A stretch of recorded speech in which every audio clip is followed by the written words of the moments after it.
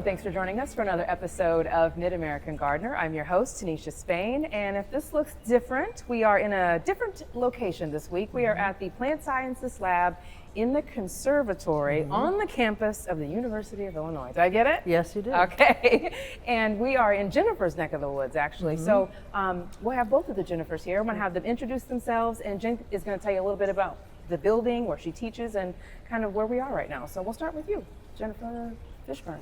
Me? Yeah, All right. go for it. Hi, I'm Jennifer Fishburne, a horticulture educator with the University of Illinois Extension, and my office is in the Springfield area. I cover Logan, Menard, and Sangamon counties, and I am a graduate of this building and this facility. It was fairly new when I was here several years ago, back in the 90s, yeah. So That's what my son says is the olden days. Yeah. So, ouch. So this is a wonderful facility and a wonderful place for everyone to get to visit. So this is a welcome home for you. Yes, of it sorts. is. Wonderful. Okay. All good. Jennifer. Hi, I'm Jennifer Nelson. I am adjunct faculty in the Department of Crop Sciences, and we are in the building where I work a lot of the time, where we have our labs for Hort 105. You can also find some of my writing online at groundedandgrowing.com.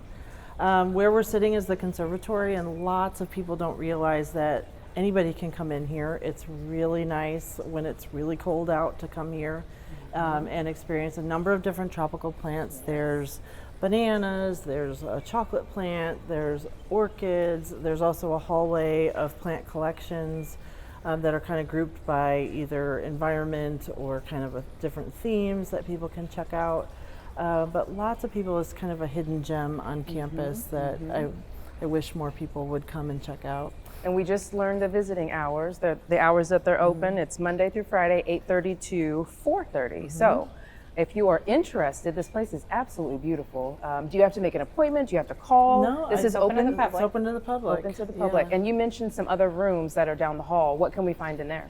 Oh, there's like an orchid room, there's a room of desert plants, there's a room of economically important plants, rainforest plants, ferns, yeah. Nice. So yeah, you'll have to make a visit down here and check this Great place place out. to come and visit when it's cool outside because it's pretty warm in here. It's warm and tropical in Definitely. here. Excellent. All right, ladies, let's jump in.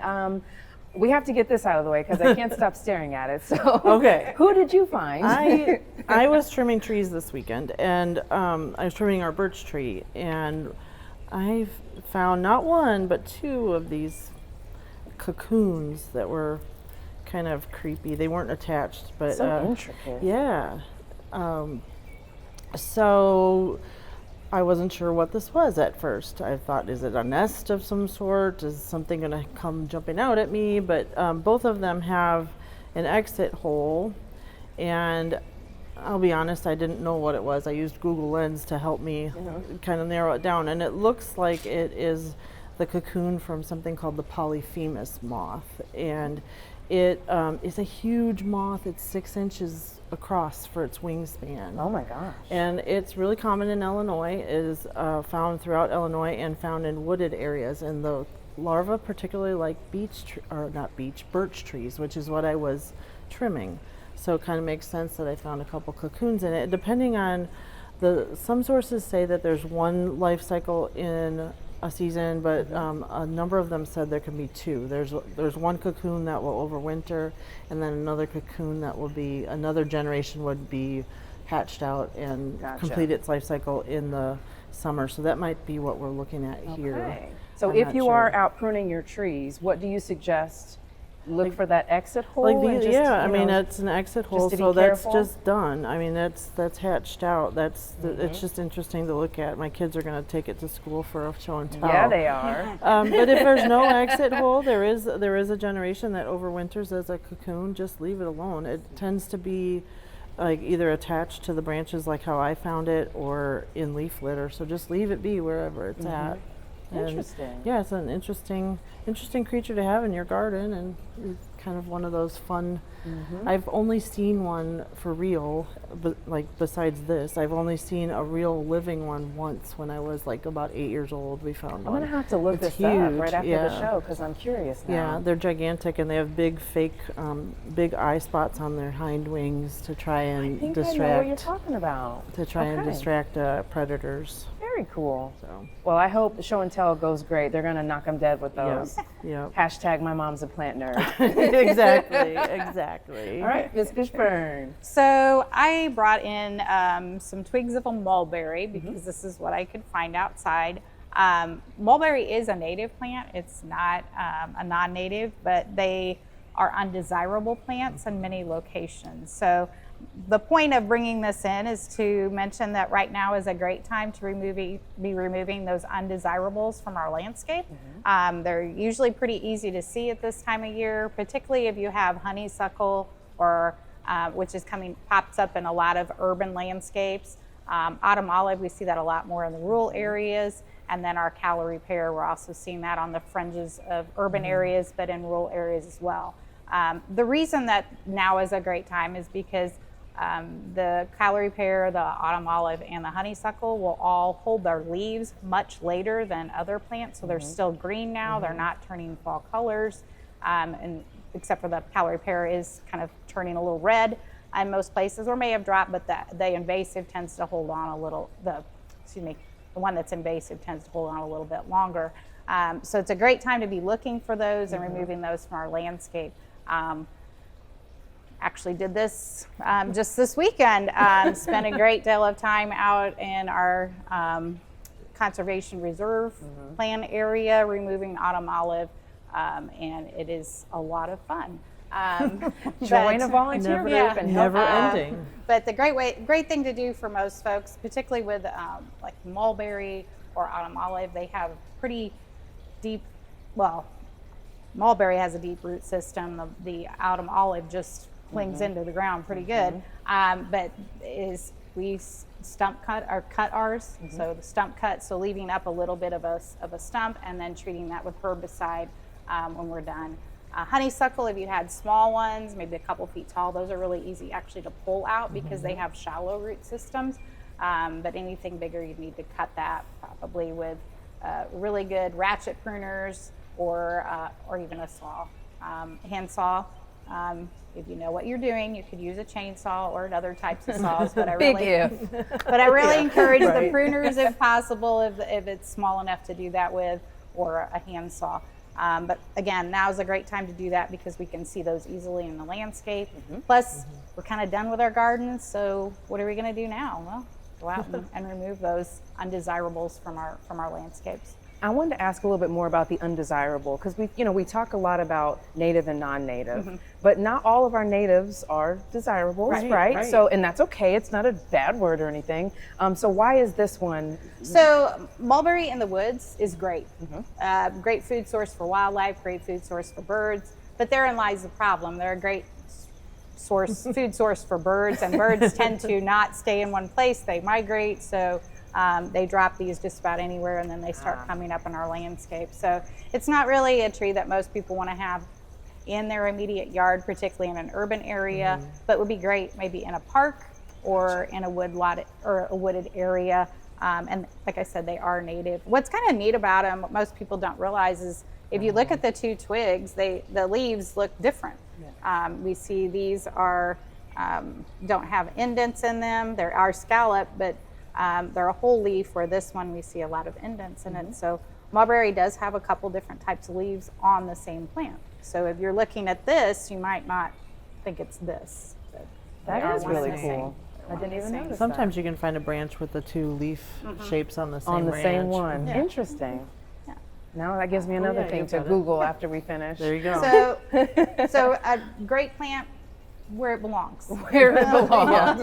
But just not in your flower beds or up near your house, Right. because they are extremely deep rooted. So Hand pulling this is. hand pulling is impossible. And the fruit's edible, right? The fruit is Yeah. edible. The fruit's wonderful. Yeah. A lot of people enjoy eating it, but again, just probably not right in the middle of your yard. Right. Not right in the middle. Because they do, tend to stain concrete, your cars, the fruit, if it's when you'll know when the bird droppings come because they're colored, very pretty. So Sounds like a lot of work. Yes. Okay. Thank you. All right. We're back to you, Jen. Okay, so more tree trimming escapades. So Yes. I noticed the season. this was off our birch tree. I noticed that this had a great example of the cicada egg laying from earlier this summer. Oh my gosh. And so I Check didn't that notice out. much a lot of trees end up doing what's called flagging, where if this egg laying behavior is further out, then the end of the branch dies. I didn't see saw all much those of dead all leaves those and- dead leaves and stuff. I didn't see much of that on the birch, but these little slits are where the Wow. cicadas laid their eggs. And then see how this is kind of ridged up. This is the tree is already healing, so that's like a good thing for people to remember, that by next year you're not even going to remember. You're not going to even have any real signs that they were there. So it's not a bad thing that the cicadas laying the eggs. But where it becomes a problem is if you had nothing but a tiny twig of a tree. That wouldn't be So these are all have opened, and I don't know if like the eggs have hatched and the larvae have They've dropped down fallen. and burrow into the ground. and the tree is The already tree is already healing. interesting. I don't think I've ever seen this like the work that they've left behind. Yeah, no, I mean it was just kind of a random thing. Like it was a pretty high up branch that came down. And I didn't even notice Just gotta know what you're much. looking for. Yeah, I just happened to notice it as I was chopping up what I cut. So Now, would that need to be pruned off? If you I just pruned it off because it's in my way. just because, but seeing this is not a sign of oh, this branch has to this go. is just the natural process, Interesting. and by next spring you wouldn't even really notice these at all anymore. Very cool. Because it's almost closed up. Nature is so fascinating. is. Okay, let's answer a few questions. We've got a question from Mo Mia. This was from Facebook. They write in, they've got perennials in pots that didn't get planted yet, and they want to know the best way to overwinter those. So we're talking November. We have been very lucky with temperature. Are we out of time? Is it safe to put them in the ground? What do you guys think? And I'd love to hear from both of you. I would suggest if she can put them in the ground, particularly if you're in central Illinois right now, the soil's good and moist. It's still not frozen, of course. Great to go ahead and get those right into the ground, because trying to overwinter those in the pots might be a little bit of a challenge. Yeah. I mean, best case scenario, like get them planted, maybe throw a little bit of extra mulch on it once we get cold temperatures, because the thing is they may not be rooted in once the cold really comes, Gotcha. fast and furious. If she can't get them planted, put them someplace like an unheated garage that's not going to freeze solid, because if those pots freeze solid, then chances are the toast. plants will be toast. Gotcha. But Okay, so yeah, you've got a couple not that options. hasn't happened at our houses Yeah. before. I've stuck some stuff in the garage that didn't make it, and you just My garage is detached, so I always wrestle with that too. I know a lot of our panelists can put them up against the wall that is joined with the house. I don't have that luxury, so whatever is in the garage for me is basically just out of the elements, and sometimes that's just not enough. Yeah, it depends. And like mine is attached, and so I'll maybe water it once or twice over the winter. Like I keep mint in a pot, and I keep it in the garage over the winter, and it does fine. I just water it a couple times over the winter so it doesn't totally dry out. Okay.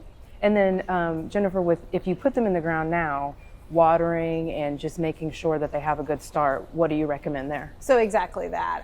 Right now, if the soil's moist, just keeping it good and watered up to the time the ground freezes. So going out, if you don't get any rain, making sure it gets a good soaking each week till that ground freezes. And as Jennifer mentioned, a good 3 to 4 inch layer of mulch would be helpful. Okay. Speaking of, this is kind of off the topic, but what do you guys do with your leaves? Do you use your leaves to blanket your beds? We had another show with Karen and Ella, and they talked about how she says she goes to the neighbor's house and rakes their leaves and brings them to their house. So could leaf cover help? So I think it depends on where you're at. So for me personally, my leaves just blow away because I live in the country, and I do rake them out of beds at some points because they get too tall. But certainly leaves would be a great source. Depending on which type of leaf, you might want to crush those up a little bit because some of them will actually work against you. So some of your maples, if they get too matted, actually the water flows away from the plant. So you want those crushed up in that case. Yeah, most of the leaves blow away at my house too. You don't get the luxury. But we have a shredder, so I do from time to time, and I'm actually going to bring it over to a friend's house to help her do her leaves. And yeah, shredding them will help them not mat up like what Jennifer's saying, and they'll break down quicker. So if you want to put them like on a garden bed or whatever. Excellent. All right. Let's see. Pam Bertuca writes, when should I prune my fruit trees? I would prune them when they're dormant. Yeah, usually most folks will do that January, February timeframe is when fruit trees are pruned. Okay, so you've got some time on that I one. would just encourage her We to got one behind look the that ball up. and- Look that up online, how to properly do that, because it depends on what type of fruit shoot as to how you're going to prune it. Okay. Okay. Let's see. Roberta Henderson wants to know. So we've talked on our show several times about the beautiful fold-out guide that Extension provides on tree planting and what would go well in your landscape. There's a lady who was saying she went to the website and couldn't find one. And so, how do you get your hands on one of those planting guides? So they're all print copies because the way that it's constructed, it's made into a poster. It's too difficult to just put that up on the internet for people to download. So the best way to do that is reach out to your local extension office and ask them if they have a copy. If they don't, they can secure a copy pretty quickly because most of our offices still have those. But contact your local extension office and ask them how you can stop by their office and pick that up. Okay. And they'd All love to there see go. you. So whatever county you're in, find your local extension office. And is it too late to put trees in the ground? No. Oh no, No? we're just like into prime This is it, time. huh? Okay. Yeah. Trees and shrubs. Interesting. It just seems, it feels counterintuitive because of the weather, but it's a good No, time. it's really good time because they're going to do a lot of root growth when the ground isn't frozen and they have no leaves to worry about supporting. So you can really get some good root growth. Excellent. Okay. Good to know. All right. We'll come back to you, Jennifer, with this potted plant. Okay, so here we have a thyme plant. I love them because they smell great. Thyme is a culinary herb that we use in a lot of cooking, especially in some poultry dishes, meat type dishes, works great. What I just wanted to show here is this one's getting a little bit woody. So next spring, we're gonna give this a hard prune. But what we could do now at this time of year is actually take, if you see a little bit of a wooded piece, is take that and pin that down to the ground, and it may root by early next spring, and then that could actually be a new plant that you have in the garden. But this particular one, I would give this come spring after the leaves start to come back again, a really hard prune. If not, you can see it just gets unkept looking, I guess would be a good way to put it. It's not putting on a lot of new growth, so we want to see more growth on it, particularly if we're using that in our kitchens. Now, can you expand a little bit more on the difference between the woody stems and the green ones? So Sure. for folks who don't understand what that means or why that's signaling. So this one here, you can see that it's, you can definitely see it looks like a twig. So it has that woody look. Whereas your new growth is going to be very pliable, soft, bendable. Where this, if I bend it, it's probably going to. And that's what we break. want. And you want that for in the springtime. Right now, you don't want to prune this. Don't prune your thyme now because you don't want it to try to grow again. But this is what we want to encourage because that's what we cut off the plant and eat. We're not going to eat this woody part here. Plus, what else will happen is the plant, as it gets more woody and more woody, it doesn't tend to grow as well. The center Center kinda gets dies dead, out. yeah. Yeah. Got it. So it'll perform better Yes. for you. Yeah, but you could try to pin those down now, like with maybe a paper clip on the ground, something, or a little piece of metal. Pin those down in various spots, and they'll root next spring for you. Awesome. And then you have even more to You share. have more fun. Yep. Excellent. Okay. So we have a question from Pegman about best seeds to plant now to be able to enjoy next year. So do you have any faves? Do you have any ideas, suggestions for folks who are wanting to get ahead of the game? So probably not any annual plants. Some of your native perennials actually do need cold treatments, so planting them now is desirable because then they can get that cold treatment outside. So some of your milkweeds would be a good choice for that. Okay. We do coneflower and black-eyed Susans. We'll sometimes pick the seeds and put them kind of where we want them next year. Try to spread them around. Do you have any luck with zinnias reseeding themselves? I have I have a lovely patch, and I just would love for them to do that again next year. I have not, but No, I've but saved gonna seed. say- They're easy to save seed Yes, from. yes. Now, if you're looking for an annual that will reseed, I love 4 o'clocks, and I've got a nice Okay. patch of those now. And I save seed from them, but they do a good job They of do just their own reseeding thing. themselves. And Alyssum has done a really nice job Okay. of reseeding itself.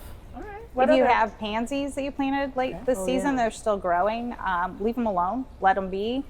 You might be surprised. They might actually, if they're mulched well enough in a little bit of a microclimate, they might make it through the winter till next spring. But I also had, for the first time, they seeded. So I got cool. baby little pansy plants popped up in my garden. So it was really Wow, a lot of fun. success. What about Mexican sunflower? Will those reseed? I've never. I'm just trying to gauge how much work I've got ahead of me. No. I would just go out and pop off some Just of the pop 'em seed off, odds, yeah. throw them in Okay. a paper bag, and just Put 'em up for put them out next spring. I wouldn't put a lot of effort into it, but keep them when they're dry. Just throw them in a paper sack. It'll be fine. Any other suggestions for folks who want to maybe get ahead of the game? Any seeds? Any easy sort of thinking ahead of time that you guys can think of? Any suggestions? If not, no worries. No worries. Let's talk a little bit more about this beautiful conservatory. We've got about 5 minutes left. So, do you come and actually teach in this space? Do you come here when you need a moment? I don't teach in this space, but yeah, when you need a moment, this is a Yes. great space to come Yes. to. I will say, as a grad student, I may have spent some time in here just thinking, life choices and whatnot. Collecting yourself. Collecting, getting my Zen. Yeah, there are classes that use this space for different plant biology. I think has some courses in here, but it is just kind of a fun space, and lots of people are intimidated by the building and think they can't come in, but they absolutely Oh, can. We welcome. love to have people come check it out. Do you have any favorites in here? Well, I'll tell you how I can utilize the space. So I utilize the space to take photos to show folks what plants are going to look like. I think it's also a great space if you're curious about what does this tiny plant going to become. Coming into this space and seeing that. Now, obviously in your house, these plants aren't going to get Right. near the size that they are in here, but it still gives you a really good idea what they're going to look like. And many of them are in flower right now, so you can even see what the flowers look like and see what the optimal conditions are, because they do have the collections broke out into specific spaces, so you can see what those growing conditions might be like in those spaces. Might help you select that perfect plant for your house. Excellent. And as far as favorite plants, there's a banana tree in here. My kids always have to come and see. Like, are there bananas? What it's doing. Can we see? We have to check on the Yes, banana and there's tree. a chocolate tree, so you can see what chocolate looks I like. saw some pitcher plants back there. And I remember it's been a while, maybe 10 years or so. It was a big deal because the corpse flower bloomed. Right. I did a live yes, shot from here. It was more than it was 10 like years. national yes, it was news. The thing. It was yeah. big. So there I was like haven't a been in yet. camera on it 24 hours. Yes, there was a live stream. That's so funny. So Yes. funny. But well, yes, we'll have to go take a tour and see what else is in here when we're finished recording. But thank you guys. You're welcome. So much for making time to come on the show, and thank you so much for watching. If you've got any questions for us, you can send them in to us at yourgarden@gmail.com, and you can find us on socials. Just search for Mid-American Gardener, and now we'll leave you with sights and sounds from the conservatory. Thanks so much for watching.